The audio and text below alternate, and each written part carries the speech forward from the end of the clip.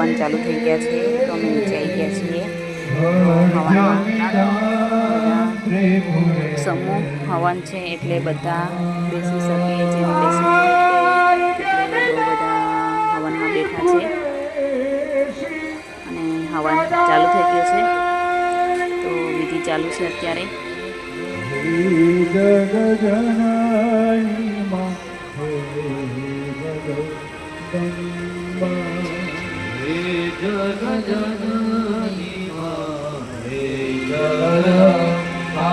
તો મિત્રો આ રીતે હવન થાય છે, અત્યારે પૂજા થાય છે, પછી થોડી જ વારમાં હવન ચાલુ થશે.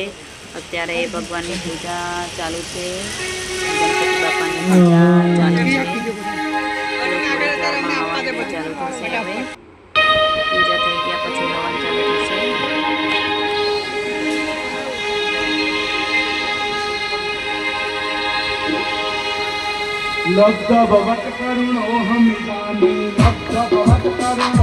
તો મિત્રો વિડીયો પૂરો થયો,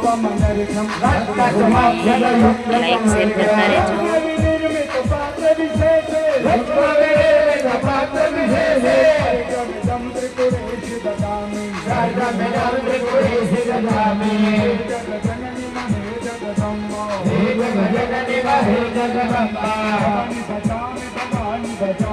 ભવાની બજાવે ભવાની બજાવે ભવાની બજાવે ભવાની બજાવે ભવાની બજાવે ભવાની બજાવે જગજનની મહે જગદંબા.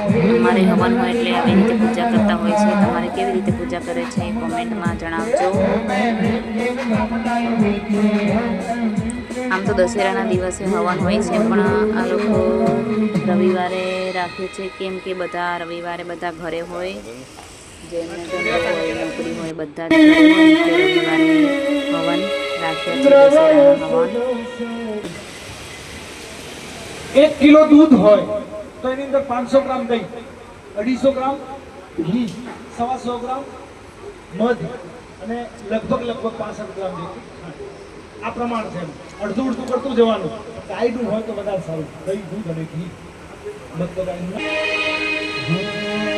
આવી રીતે બધાને પૂજા કરાવે છે. પંડિત બધાને જ પૂજા કરાવે છે આવી રીતે.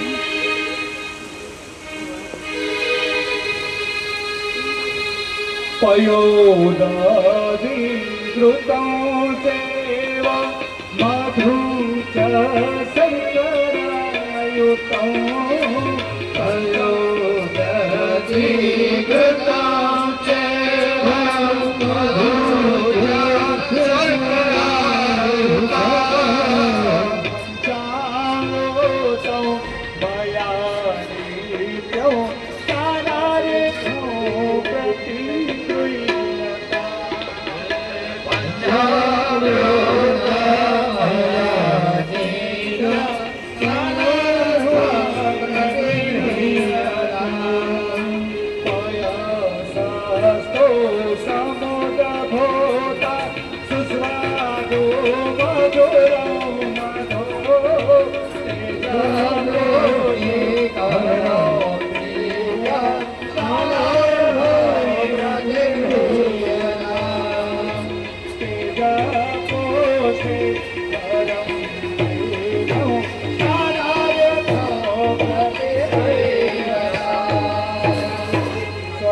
नो जातो बलवीर्यवर्धनं दिव्यामृतान्तरं प्रदं देवं श्रीचन्द्रिके सुखसमोदरे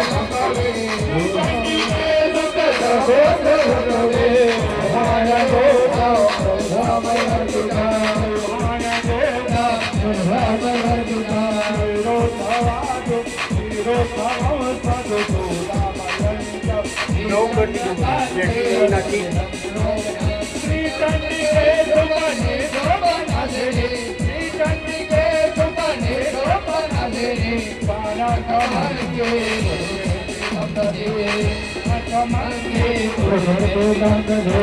ભગવાને બે હાથ આપણા હોય બે હાથનો ઉપયોગ કરજો. બીજું કંઈ ના આવડે, મંત્ર કદાચ સંસ્કૃતમાં છે પણ હાથ તો તમારા છે અને નહીં વાપરો તો માતાજીને ખબર પડશે કે આને તાલીઓ નથી પડે, બીજા જન્મમાં ઠૂઠા બનાવશે અથવા તો પછી બહુ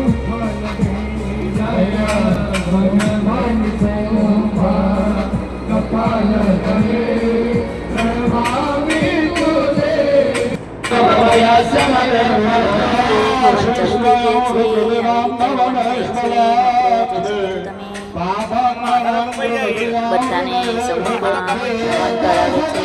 પૂર્ણાહુતિ સમૂહમાં થાય છે.